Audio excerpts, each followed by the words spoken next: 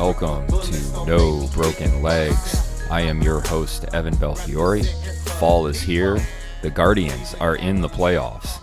I've got a cup of coffee, a full slate of games, and Jimmy Champ is on the phone to help me figure out who the hell I should bet on in these games since the last 2 weeks have been pretty rough. Jimmy, how are you this morning? Man, I'm better than UNLV needing a quarterback after 3 weeks. So I'm better than UNLV. That's what I'm going with. Because this has been a rough 2-week stretch, man. You know, just a side note on the whole UNLV thing. Like, this was bound to happen. I don't know why everybody's so surprised. I think it's just a surprise that it was like not like a Power 5 conference with a big name player you've heard of. Like, this is like a 6-year player who's just like, no, you didn't pay me enough, I'm out. And I mean, I don't care that we can go to the playoffs. I don't care. And it's Vegas. Like, they don't have enough money to throw six figures at a kid. Like, come on. It's poor. It's very poor, UNLV. Boosters and coach, y'all need to get your shit together. Another team that needs to get its shit together is the Dallas Cowboys. I don't know if a 5-point unimpressive win against the Giants does anything for you, Jimmy. Does it? No. I think the Giants are still really bad, and Dallas did not ever look to dominate that game. But, man, Malik Neighbors might be a real superstar in this league real soon. Yeah, he's making Daniel Jones almost look like a viable starting NFL quarterback. Almost.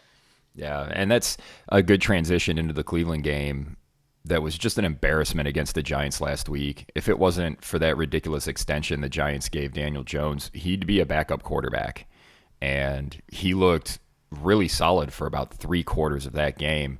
I mean, I guess we'll just get right to it. I asked you if that was the worst loss of Stefanski's career, and you had it as probably the second or third worst. Just what the hell happened? I have no idea.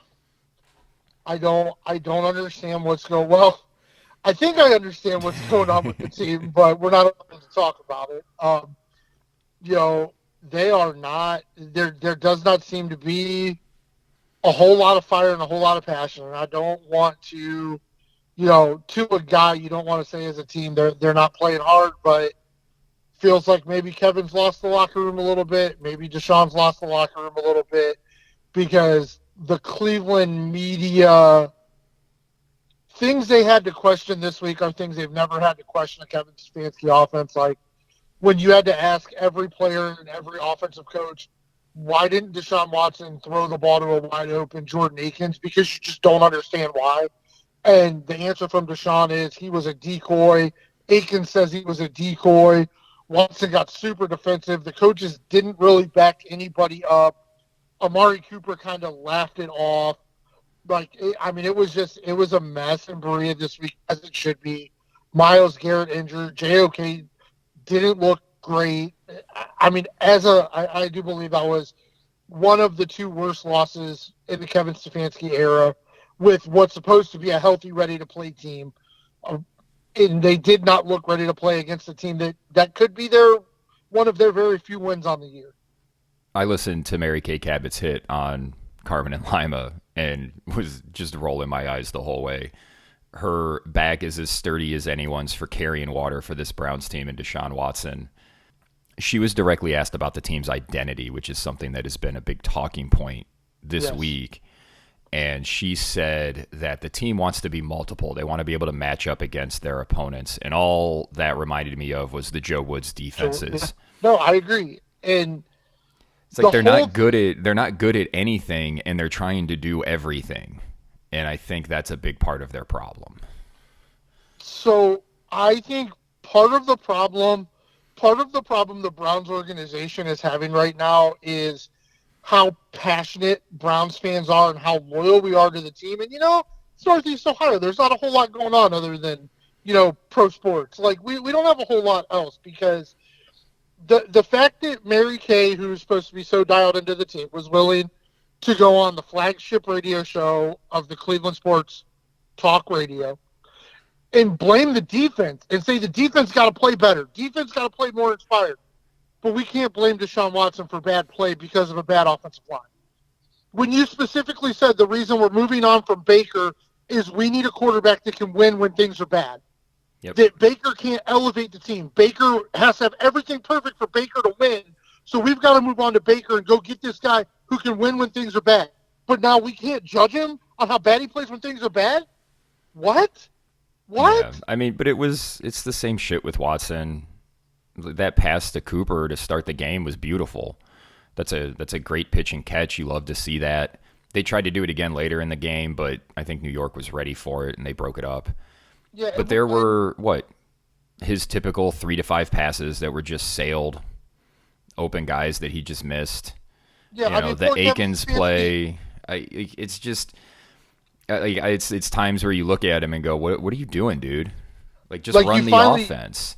Yeah, I mean, Kevin was finally able to design a play to get Elijah Moore wide open, and Deshaun just absolutely whiffed that throw. Like, that's a throw every quarterback, starting quarterback in the NFL has to be able to make if you're going to be successful. And this leads me to believe this team cannot be successful currently, how they are playing, how they are trying to have an identity, how they are construed. It's not going to work if he can't make that throw every time. And then on 4th down, he makes the right throw, and it's well, I don't know who was that. I'm totally blanking on who he hit. So it was the younger guy. Yeah, Tillman hits him right in the fucking numbers, and he dropped it. Now I don't and he owned up to it. He was the one Browns player all week that owned up to making a damn mistake. Like, Tillman owned up to having to catch that ball. Yeah. But I am once again going to be critical of 2-time Coach of the Year. Maybe on the most important play of the game, don't dial up a play where your hot read is to a guy that hasn't had his hand on the ball all game. Maybe don't do that. That's my favorite thing, Jimmy. You know how much I love it in basketball or football where they bring a guy off the bench and run the most important play for him when he's cold. It's my favorite thing that coaches do. It's so smart because it never works. Like, Tillman, he needs to catch that ball, but that is crazy. Like, that's a nuts read that the hot route is going to be the guy who doesn't have a catch in the game. I don't believe. Yeah, I do not believe that very much plays into the analytical nature of how the Browns think. They're so busy looking at numbers on a spreadsheet or, I don't know, maybe plays on a call sheet that they're not understanding the nature of the game and the nature of human beings. Yep. I don't know why we're doing this again. He's a guy fresh off the bench. Like, you went out and traded for Jerry Jeudy and gave him a big contract. You've already paid Amari Cooper to play at least through this season. We'll see if they extend him. Yeah. Like, those are your guys. Why aren't they getting the ball? Exactly. It's like, why are you running plays for your? What is Tillman their 3rd or 4th receiver? Yeah. Probably 4. He's 4. Yeah, he's listed behind Moore. So why are you running the biggest play of the game for your number 4 receiver? Yeah, I completely agree. And like I said, I give Cedric Tillman all the credit in the world for owning up to it. Like, and he was passionate and pissed, and I got to catch that ball. But it's so not fair to Cedric Tillman to put him in that situation. That's not what Cedric Tillman's on the team to do. That's what you extended freaking Jerry Jeudy to do. That's why you gave Jerry Jeudy an extension before he ever played it down for you to make those kind of plays. Why is that ball going to Cedric Tillman? Because they don't know what they're doing. Well, word on that. I mean, we've talked about this before. And then just the line play was so bad. And I get it. They've got guys out. Dwan Jones is clearly injured. He's heavy because this was something I talked about in our preview pod. Is his weight going to be an issue where he gets into the cycle of he's hurt, he can't work out, now he's heavy, now he's working his way back, now they got to play him because everybody else is hurt. So now he's out there playing, he's heavy, he's not 100%, he's clearly banged up, but they don't have anybody else to put in there. So he was kind of a turnstile. It ain't going to get any better this week because Jedrick Wills is out and Jack Conklin's out. Although I don't know if having Wills in there's any better than anybody else. But if you listen to the No Broken Legs podcast, I'm very passionate about my assistant coaches and about my positional coaches because I do believe that stuff matters. And the word out of camp was the players don't miss Bill Callahan and the players don't miss Stump Mitchell because they didn't really care for how hard they coached because they coached very differently than Kevin Stefanski because they coached old school and they coached hard. And The players were okay not having those coaches anymore because they Yeah, didn't get coached hard, and yeah, they I bet they play like were. they're not getting coached hard. It's like having sub day in school. Like, oh, we Yeah, can just do whatever the fuck we want. This is great. yeah. They're playing like they're not being coached hard. They're playing like they no longer are held accountable for their discipline on plays. Like that's how they're playing. And I don't want to say like I'm not going to say like, oh, if Bill Callahan was still here, the offensive line wouldn't look that bad. But man, I really find it hard to believe with Bill Callahan here, the offensive line would look that bad. He was at least able to patch things together. Although Yes. it's not like Tennessee's lines setting the world on fire either. They're pretty much been as bad as the Browns' deep offensive line. So I don't know, man. Will Levis is throwing interceptions from clean pockets all day long. well, it's because Will Levis isn't any good. But the Browns do get a little bit of a break in this game. Max Crosby is listed as doubtful, but he's probably not going to play. Yeah, he's not playing. Devontae Adams is out, so we don't have to watch this Shorts defense that refuses to switch cornerback sides of the field or shadow a receiver, even when Emerson is just getting torched. It's that same thing that we saw in the Houston game, Jimmy. It's like, no, we're going down with the ship, and it's like, well, then you're gonna fucking drown. They have one offensive weapon that's causing you problems, and you still got him out on an island against your number 2 cornerback. And I like Emerson. I think he's a really good player. He was a mid-round pick, one of the few they've hit on. But like, you're paying Ward to be the guy. Yeah. Like, if he can't play on the other side of the field, then why are you paying him to be the guy? I agree, and I'm not like I don't personally feel they're just out of the woods with Devontae Adams out. Now, if you get pressure on Gardner Minshew, Minshew will make mistakes. He will fold. Maybe they bring in Aiden O'Connell again, and you win a really low-scoring game. Gardner Minshew will throw the ball deep. Jacoby Myers runs a great deep route. Mm-hmm. They're going to line him up on Emerson all day long. And Brock Bowers playing really well. They're going to line him up in the slot, and he's going to run right down the seam. Like, the defensive line and the defensive front better get home, or Gardner Minshew will still chew them up. We saw how well he played against them last year. Like, and the Raiders are going to be, well, maybe the Raiders are either going to completely fold or they're going to show their coach that they're ready to play. Like, one of those two things. I don't know which one it's going to be, but you know what I mean. Like, one of those things are going to happen. And I'm just like, I don't think. It's great that it's not Devontae Adams, but Jacoby Myers still runs a really good deep route. And obviously they're going to dial, I would imagine, play after play with him over top of Emerson. Like, they almost made it the whole game without giving up a big play. And then they gave up that big run that sealed and iced the game. Yep. And I was just like, when he broke that, I was like, oh, there it is. They got to give up their one big play a game. And this time this was a running play. That's the only way I think the Raiders are going to be able to score. I think this Browns team is going to feel the pressure, and I think they're going to come out and they're going to play well. I also think the Raiders are in that classic conundrum. They have a young QB who's almost assuredly not the answer in Aiden O'Connell. They have Gardner Minshew, who is an aging veteran and clearly not the answer.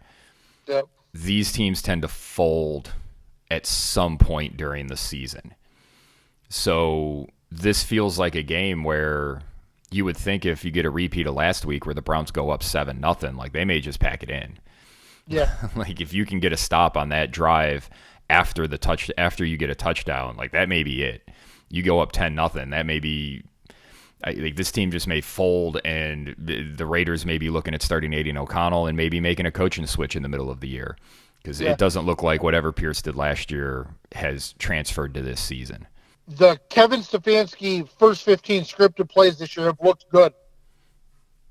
Like, then when he turns into the Ken Dorsey offense, it looks bad. But those first 15 have looked really good. So I would expect Cleveland to continue rolling on that first possession.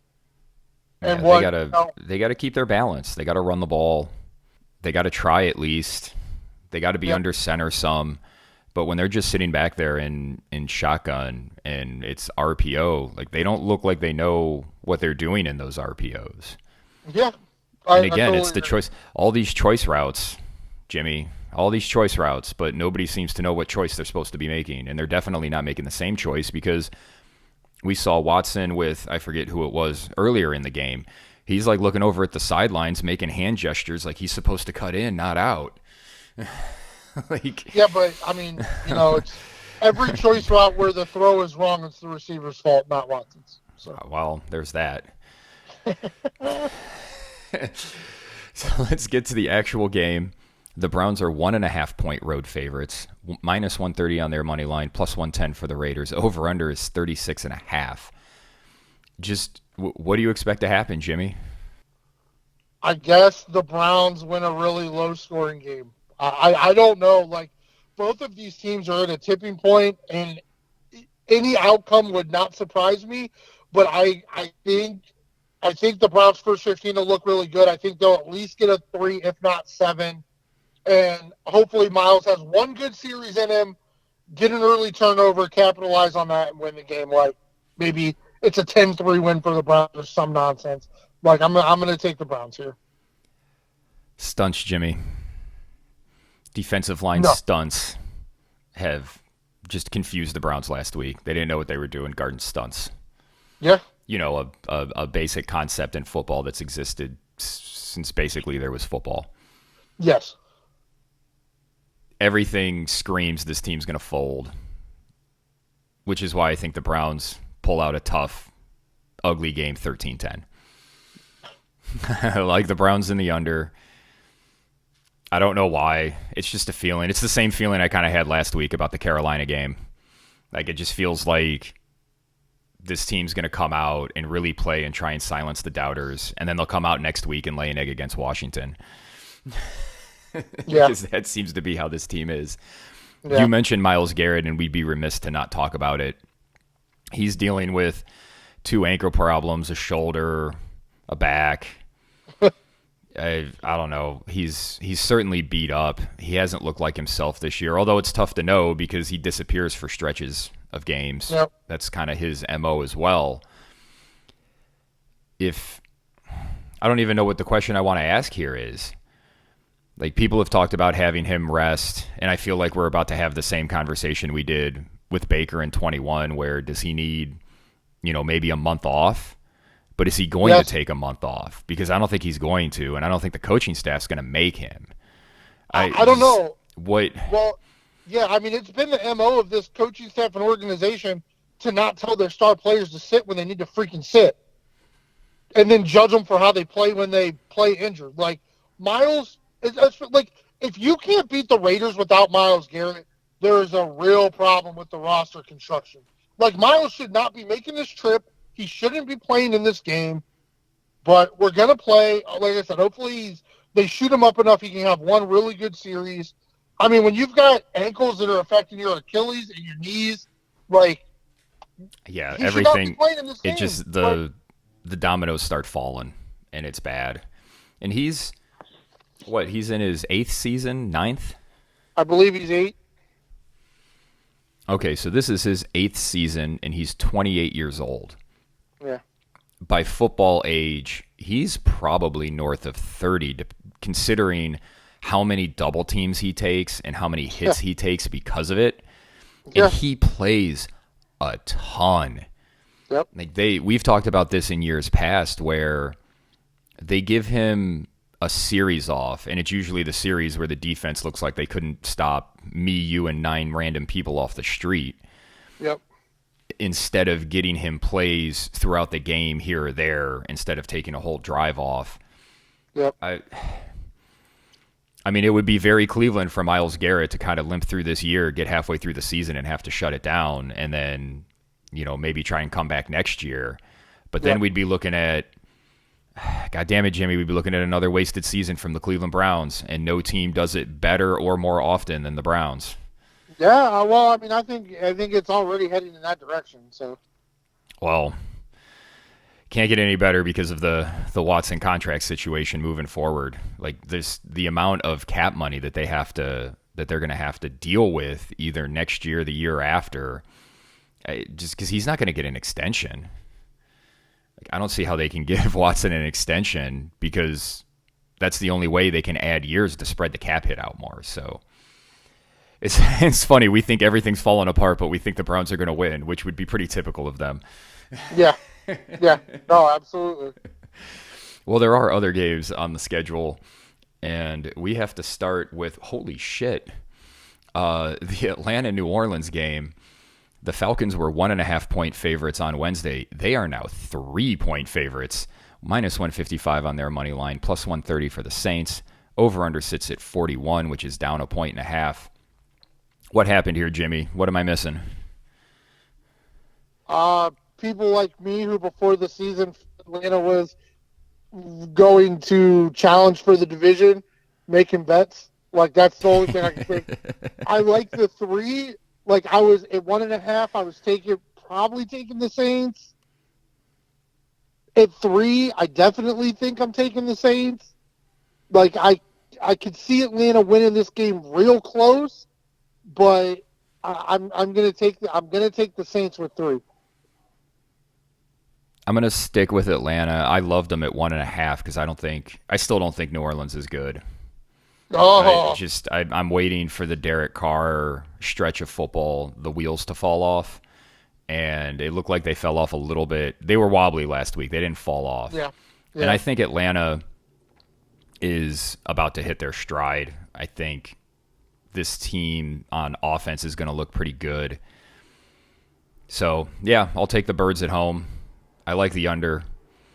I just want New Orleans to go away, Jimmy. I just really want them to go away. Our next game also saw a 1.5 point shift. Philly at Tampa. This was a 2.5 point spread. It is now down to Eagles -1, minus 125 on their money line, plus 105 for the Bucks. Over under is still at 42.5. I think that's enough of a line move for me to like Tampa Bay, Jimmy. What do you say about this one? Yeah, I mean that line moves because Devonta Smith and AJ Brown are both going to miss this game. I think Tampa can cover Dallas Goedert. I think it's going to be a low scoring game, but I feel like these are the games where Baker tends to figure it out. So I'm going to take the Buccaneers here. Yeah, that Philly defense isn't very good. And what I was worried about with the early week line was that Tampa Bay defense being so beat up, especially in the secondary. I think their 4 top secondary players are hurt. And it's like, well, Philly's going to throw a bunch of weapons at you. It's like, well, now they're not because those guys are hurt. So I'm with you. I like Tampa to bounce back. Man, they look like they maybe got a little too big for their britches last week. We see this happen all the time. 0-2 teams beat 2-0 teams. It's just sort of the nature of the NFL with parity as we have seen it for many years now. Yeah, I think they just had there's going to be an absolute recipe against Tampa where it's going to be like you're going to have to press coverage Evans and Godwin long enough and then bring the house to get to Baker. And if you can do those things consistently all game long, I think you can beat Tampa. I don't know if there's a lot of teams that have a defense that can do both of those things simultaneously really well all game long. Yeah. And Philly definitely can't. So Up next, we have the Green Bay Packers. They are home facing the Minnesota Vikings, who are 3-0 somehow. The spread in this one is Green Bay -2.5, minus 145 on their money line, plus 122 for the Vikings. 43.5 is the over/under. Jimmy, I'm fucking done with the Vikings. I'm just taking them because I'm sick of being wrong on the Sam Darnold bullshit. I am fucking. He's not good. Like I'm gonna die on this hill. Like he's just not a very good quarterback. But Justin Jefferson and that head coach have really made him look good in this system. no, I mean he's thrown like 3 very beautiful deep balls this year, and everything else has been to wide open receivers or short intermediate that the guys have done the work after the catch. Jordan Love seems like he's on track to play. I was going to take Green Bay if Willis played. So with Jordan Love playing, give me the Packers here. Sam Darnold comes back to earth, and the Packers are working to reclaim their throne of the NFC North champion. I'm fine with that. I'm not betting this game because I've just been wrong about Minnesota all year. So I'm just staying away from this team like I stay away from New Orleans. You have to identify the teams early that it's like, well, no matter what I do, I don't know what the fuck's going on with them, so I'm just staying away. Up next, we have the New York Jets. They are home taking on the Denver Broncos. 7.5-point favorites are the Jets, minus 420, plus 320 for the Broncos. Over under sits at 39.5. Is this when the Jets win and everybody gets excited about them, Jimmy? Yeah, because their defense will be able to get to Bo Nix, and I think the offense, their first 15, I think will look good as well. I think they'll get up, and then Bo Nix will have to really try to sling the ball to get back in it. And I don't think Denver's meant to do that. I think what Denver did last week to Tampa, I don't think you can do that to Aaron Rodgers. And if you try, it's really not going to work. So I'm taking the Jets here. For at least 1 week, they're going to look like the team I think they might be able to beat. Yeah, I like the Jets. I like the over as well. Up next, the Houston Texans hosting the 0-3 Jacksonville Jaguars. This was a 7-point line. It is now down to a 6-point line. The Texans are favored. They're minus 267. The Jags plus 215. 44.5 is the over-under. I think this is a test of how much the Jags like Doug Peterson as their coach. If they like him, they're going to come out fighting and keep this close. If not, it's going to be a rout. What do you think about that? Yeah, I think even if everybody else likes the coach, it might not matter because I don't know what's going on with Trevor Lawrence. Yeah, I don't know what's going on with Trevor Lawrence.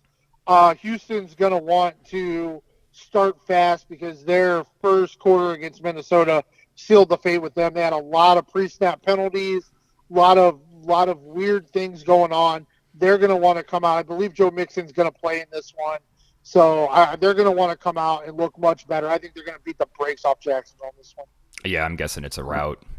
I like the under on this one. Houston hasn't looked great, but they're doing that thing that you want to see a team do where they were really upstart last year. They came out of nowhere, win a playoff game.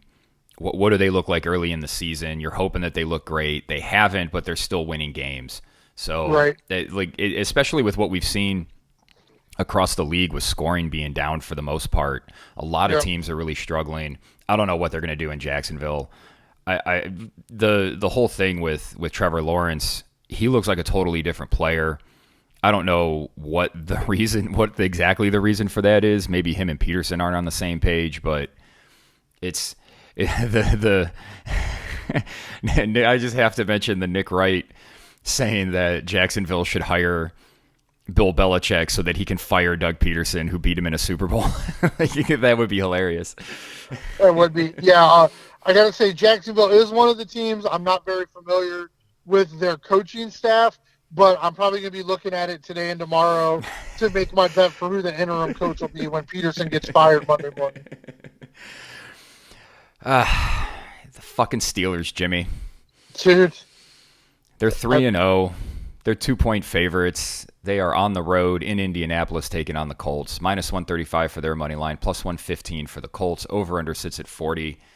I mean, this game just looks tailor-made for Indianapolis to struggle all day and maybe get a field goal or two. I mean, am I wrong here?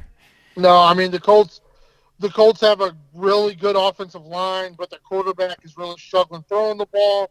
They're going to try to run. They're not going to be able to. Justin Fields will do just enough, and the Steelers keep on rolling, man. I think they can win this by a field goal easy, so take the Steelers. God damn it. I just fucking hate the Steelers. And they just keep fucking winning. It's so fucking aggravating. Yeah. Let's just move on to the Chicago Bears hosting the LA Rams. The Rams, really nice comeback win against San Francisco last week. Matt Stafford doing some Matt Stafford things. The Bears, Caleb looked a little better. They're 3-point favorites, plus minus 165 on the Bears, plus 140 on the Rams. 40.5 is the over-under. I don't really like betting on either one of these teams because I think there's so much variance in how they play. I will take Chicago in the under as a pick, just because I think the Rams are able to make up for some of the injury problems last week because they're so familiar with San Francisco. With that familiarity not existing against the Bears, I think they're going to go back to struggling a little bit. the Rams were able to hang in even defensively against San Francisco. They struggle with Juwan Jennings, but I think the Bears offense still doesn't look good enough. I'm taking the Rams here all the way. Fair enough. Andy Dalton revenge game, Jimmy. Yeah, absolutely. The Cincinnati Bengals traveling to Carolina to take on the Panthers. The Bengals 4.5 point favorites, minus 220, plus 180 for the Panthers. Over under sits at 47. I told you the Panthers were going to win last week, Jimmy. I mean, Just tip your cap, having semi-competent quarterback play lifted their boat. tip your cap, drink a cup of coffee. I don't know, like that whole thing made the coaching situation and the Bryce Young situation so weird. Like I saw a few like I saw a few memes where it was a scene from Good Will Hunting where he's talking to the professor about how easy this math is for him. And it Yeah. was like Andy Dalton talking to Bryce Young because people were like, oh, the Panthers aren't supporting Bryce Young. They're not supporting him. Well, maybe he's just bad because Yeah. Andy Dalton looked really good. And Andy Dalton's not great. He's competent, and I think He's he's the competent. type of quarterback that we've seen. What's his name? Conchalis. The he Oh, two Canals. Canales. Yeah, last year he resurrected Baker, who's a competent quarterback. In the year before, Geno Yep. Smith, who I didn't think was a competent quarterback, but Right. has since become a competent quarterback. Yep. And Andy Dalton fits that mold where he's going to run the offense, and it looks like he can do something. And I'm really interested to see what happens in this game because the Cincinnati offense really got going last week. It looks like they may be getting out of their funk. But that defense, Jimmy, that defense for the Bengals is a problem because they might just be bad. Yeah. I don't know what's wrong with the defense. I don't know what they're going to have for Andy Dalton. I'm taking the Bengals just because I picked the Bengals to win the AFC North, and I need them to start winning games. Yeah, I'm right So, there with you. only reason I'm taking the Bengals because you better be able to beat the Panthers by this many points. And we've seen the Bengals do this where they start out slow and then all of a sudden you look up and it's week, they start out, well, they're 0-3. And like if week 8 comes around and they're 5-3, would we be surprised? No, they do this. They go Yep. on these runs. Although I will say, I can't imagine them starting 0-4. But if they lose this game, they will very much remind me of the Kurt Warner Rams that last year. Remember they went 0-6 before they Yep. disbanded, and everybody kept Yep. waiting for them to wake up. And they went on like a little run. I think they won maybe 3 or 4 in a row, and it was like, oh, they might be getting back to 500. Watch out, they could be dangerous. And then they wound up going like 7-9 or 6-10. Yep. That keeping an eye on Cincinnati to see if that's where their fate may lie. I hope not, because it would be nice if they win the AFC North. It would help my wallet. Mine as well.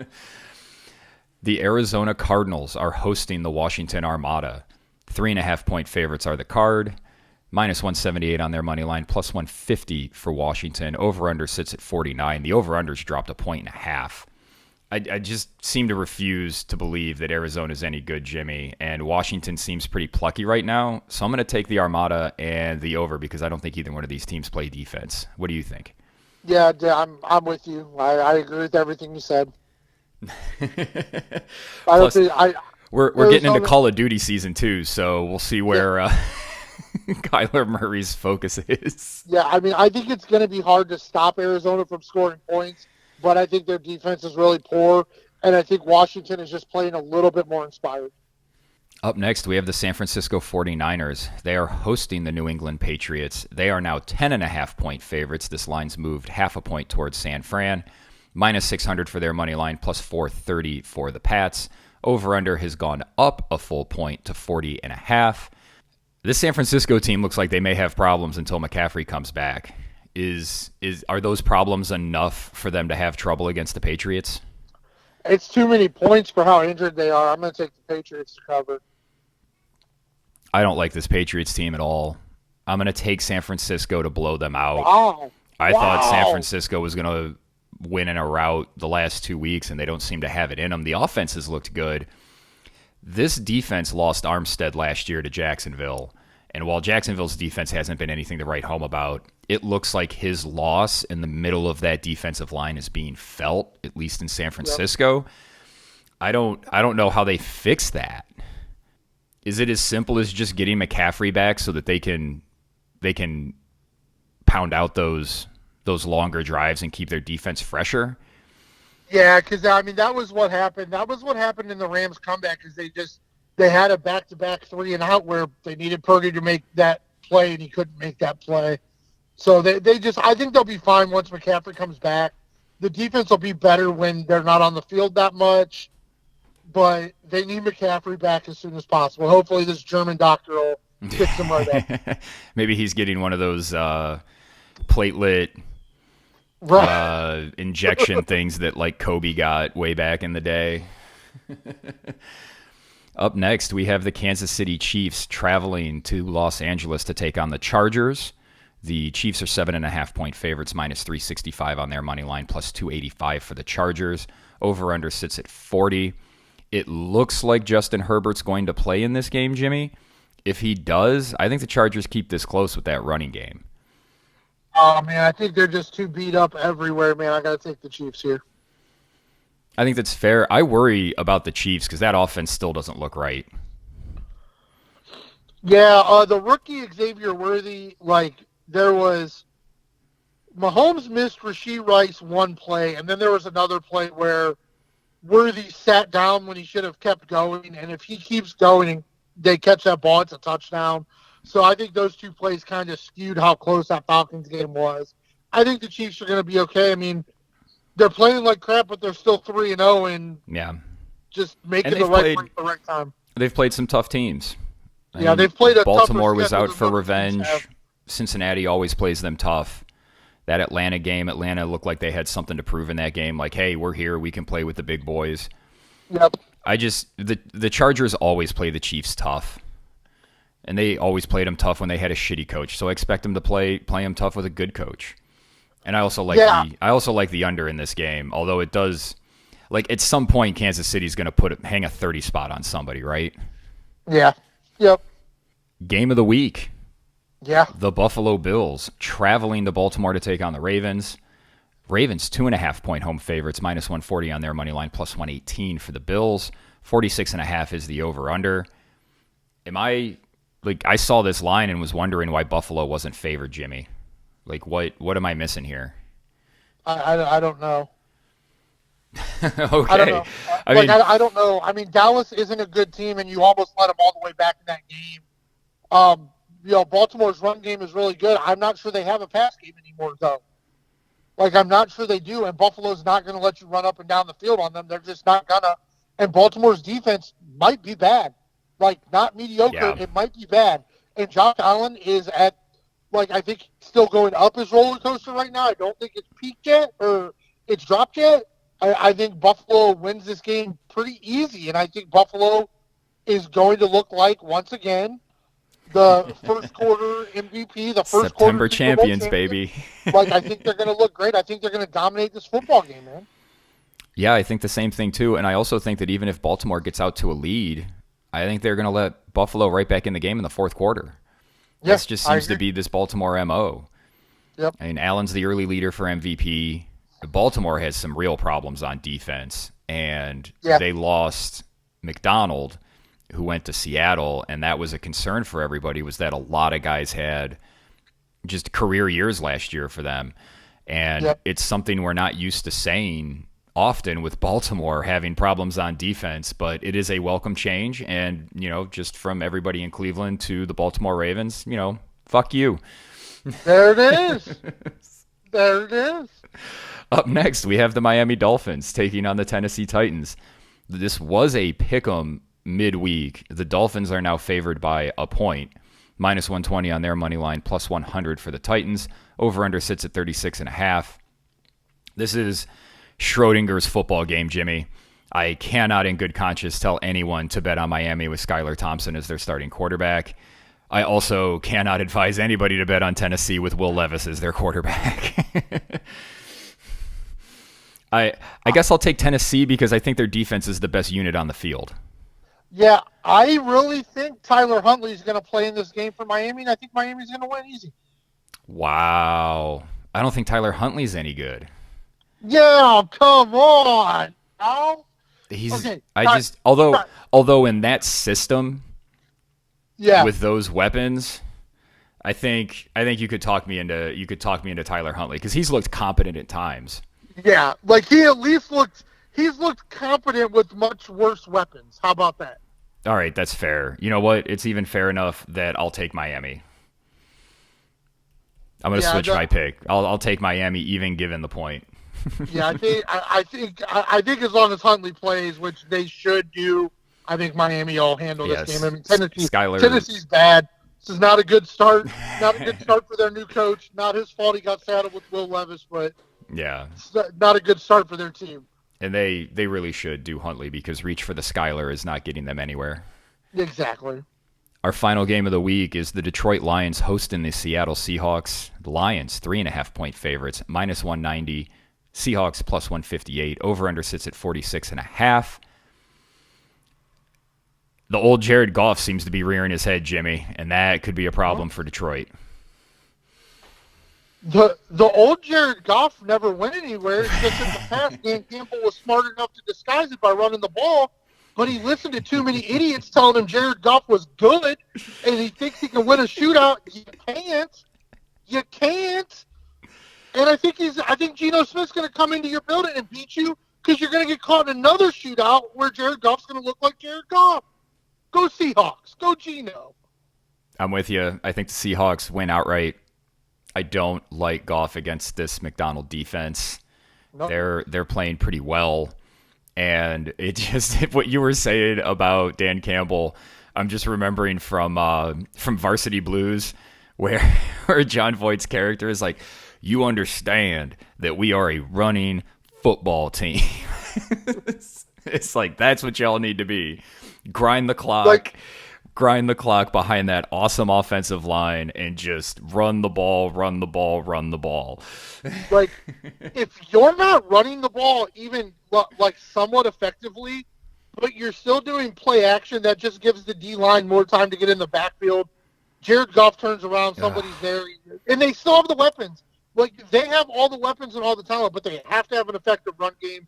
And he's getting caught up in these shootouts because his defense still is bad. And I think there's a lot of teams that can just dominate, but against better teams, if he's going to go this shootout way, he's going to lose. Sorry, that's why Sean McVay got rid of him. Sorry. So can I just say when you're not running the ball effectively, the bullshit play action pass is on my list of plays that I hate seeing. Just like when Stefanski does his bullshit, we're going to come out on 4th and 4 and try and draw you off sides, even though everybody knows we're not running a play and we're just going to punt the ball. Yeah, you're just like, if you're not running the ball effectively, play action pass does nothing. And the Lions just keep doing it. Like, Jared Goff threw 55 passes, and like 30 of them were play action. It's like, no. They're going to think we're running the ball this time, Jimmy. No, they're not. No, they're not. Run the ball, Campbell. Jeez. So we didn't really do this last week. Are there any parlays you're looking at that you think are good plays? Because last week I didn't really play a whole lot of parlays because I didn't feel like I had a good enough grasp on what the fuck was happening in the league to do that. Is there anything you like this week? So I had one of those weeks last week where I was like, I'm just going to bet the like 5 teams I think are the best in the NFL and collect my money, and it absolutely did not work last week. San Francisco did not help us. Nope. That pretty much sunk all my parlays. Yeah, I did not foresee Minnesota doing that to Houston. Like, there were a lot of things, but San Francisco and Houston were the big ones for me. There are a couple games I'm looking at where I don't understand the value of Chicago. I believe Green Bay is going to put a whooping on Minnesota. I believe Houston's going to put a whooping on Jacksonville. I just think the Chargers are too beat up to deal with the Chiefs. So I'm probably looking at those games where I'm going to try to get the most value for my money. Pittsburgh in the under is hit every week. Yeah. And I think it's going to hit again this week. I know that's only a 2-leg. That's not really a parlay. That's just 2 picks. But I think But if you build anything off of Pittsburgh in the under, I think that's at least a starting point to get you somewhere. like I kind of like and want like I think you could get somewhere with like you go Pittsburgh in the under and then build that with Washington in the over. I think that's probably going to give you pretty good odds on a payoff. Yeah, I like that. There's just so many of these games I don't want to touch. Yeah. Like I don't want anything to do with Atlanta, New Orleans. I don't want anything to do with Cleveland, Vegas. Like both of those teams are so erratic. I kind of I like Tampa because I still think Philadelphia has real coaching problems. I agree. And Jalen Hurts he's just turning into a turnover machine. I don't know if he's just trying to do too much or if like that offense should be humming with Barkley. Yeah, and I think they'll try to run the ball, but if they can't establish the run, Raheem Morris is gonna blitz, and Jalen Hurts doesn't do well against pressure. No, that's how teams were beating him early in his career when I didn't think he was very good. Yep. Plus, they seem to not have the tush push with Kelsey not in there at center. It is not the weapon that it was. He seems to have been a big part of that. The Jets are a team I'll probably look to put in some parlays as well because I think they're going to roll. Yeah. This is the early part of the season where they should look good. Their schedule is going to get harder as the season goes on. And then that Buffalo game, there's probably going to be some points because Baltimore really should be desperate. They can't fall to 1-3. They just can't. Yep. Or sorry, 1-3. Yeah, they'd be 1-3. Yeah, they'd be 1-3. That'd be a tough start for them. They're going to be 1-3. Yeah. Well, final thoughts on this week. Any players you think are going to shine? I don't know. I think it's more like trying to pick the players in games. Like I'm gonna say you can go a Marvin Harrison Jr. anytime touchdown. I probably like a Terry McLaurin anytime touchdown. Yep. I think like I don't know for sure what's going to happen in the Raiders game, but I'm probably going to bet the Jacoby Myers over on yards and the Brock Bowers over on yards because I don't think Cleveland's going to be able to just keep them from catching footballs. Well, one of those guys is going to catch a deep pass. Yeah. That's just what this team does when teams are taking shots against the Browns. Like they eventually hit on one. It just happens. And I don't think, my God, the Raiders better not be able to run the ball. Like they're just not like they better not be. And I just a final thought on the Browns. I've been really critical of their defense for a long time. And I think they're just okay. I think they're an okay defense. Yeah. And it was another thing that like we do, it's like, well, the defense is keeping them in games, and it's like, what the fuck are we talking about? This defense was supposed to be a top 5 defense. This is supposed to be a Super Bowl winning defense, not just keep them close. Yep, I agree. So it'll be another week to see, that Green Bay Minnesota game. If Minnesota just keeps rolling, like they might actually have something. Brian Flores has that defense playing excellent football. Yeah, I don't know. I don't know if Flores is willing to pull his foot off the pedal. And I don't know, because you're coming off of the injury, but so far in his career, Jordan Love has looked most comfortable when you've blitzed him and he can just throw balls downfield. Yeah. And they still have the speed with Romeo Doubs and Christian Watson. So I think, I'm just really excited for that matchup because I think it's going to be a couple just heavyweights throwing haymakers in. This is what I'm going to do, and this is what I'm going to do, and we're going to see who knocks each other out. Yeah. Well, hopefully it's a lot of fun. Yes. Yeah, I think there could be a lot of really fun games on the slate this week. Yeah, and I'll be honest, this is a week that I'm probably going to be a little conservative in my betting just because I had a big week 1, and then week 2 was pretty bad, and then I just, going into the last week, I feel not quite as clueless this week as I did last week, but I just still don't know what to make of some of these teams. Like, are the teams I thought were going to be good, are they going to wake up, or are they just bad? Yeah. Because the possibility could go either way, and the same with Like, is Minnesota going to be this good, or are they going to come down to earth? Same with New Orleans. Like, I think Yeah. they are. And I think too, like, But we see teams do this every year, where like all of a sudden somebody comes out of nowhere and goes 12-5. yeah, and I think like if you have a team that you feel like you have your finger on the pulse of, like the spreads and the over-unders are adjusting to the play. So Yeah. if you have some teams that you think you have a good vibe on, man, make the bets, make your money now. Yeah, that's a good strategy. Well, thank you, Jimmy. Another week, week 4. Fall is here. I guess it's not quite the quarter point anymore, but it's pretty close, and it's going to be curious to see because there are some teams like, I mean, I think it's an absolute must-win game for the Bengals, probably a must-win game for the Ravens. Like there are some teams that are going to be playing desperate football. It's going to be fun to watch. Absolutely. Well, thank you for coming on to help me break it all down and try and make some sense of this. No place I'd rather be, brother. And I want to thank all of you for listening. If you like our podcast, please drop us a like or a subscribe so that you can get our content every Saturday afternoon when we release it. For Jimmy Champ, I am Evan Belfiore. Thank you for listening to No Broken Legs.